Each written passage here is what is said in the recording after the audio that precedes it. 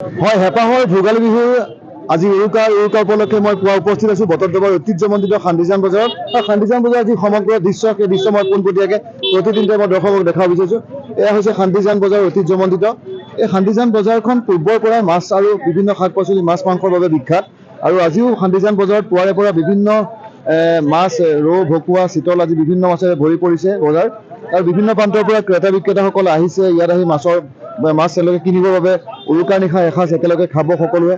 যিহেতু এই পৰম্পৰা ৰক্ষা কৰি আহি পেলাই তেওঁলোকে ইয়াত আহি উপস্থিত হৈছেহি। আৰু এই বজাৰৰ মই সামগ্ৰিক দৃশ্য প্ৰতিদিনে মই দৰ্শকক দেখাব বিচাৰিছোঁ।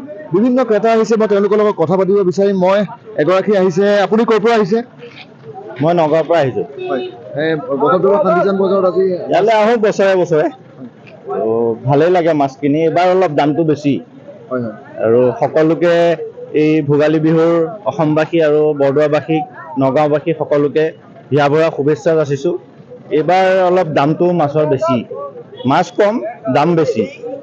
চাওঁ কেনেধৰণে পাওঁ, নিজৰ অলপ দৰকাৰী মাছ ল'ব লগা আছে, এইখিনি মিলিলে ল'ম আৰু।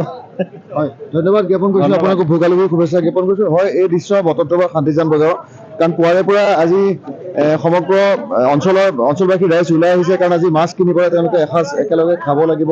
এসাঁজ একেলগে খোৱাৰ যি মাছে মাংস একেলগে খোৱাৰ যি পৰম্পৰা, সেই পৰম্পৰা বটদ্ৰৱাৰ শান্তিজান বজাৰত এইদৰে ৰাইজে ভিৰ কৰিছেহি। মই বিভিন্ন ব্যক্তিৰ সৈতে কথা পাতিবৰ যত্ন কৰিম। মই এগৰাকী দাদাৰ ওচৰলৈ যাম। দাদা, আজি মই এই বৰালি মাছটো 1200 টকা কেজিলৈকে দিছোঁ। তেওঁ লাগে 1400-1500 টকা লাগে, কিন্তু মাছটো এনেই পৰি থাকিব এতিয়া।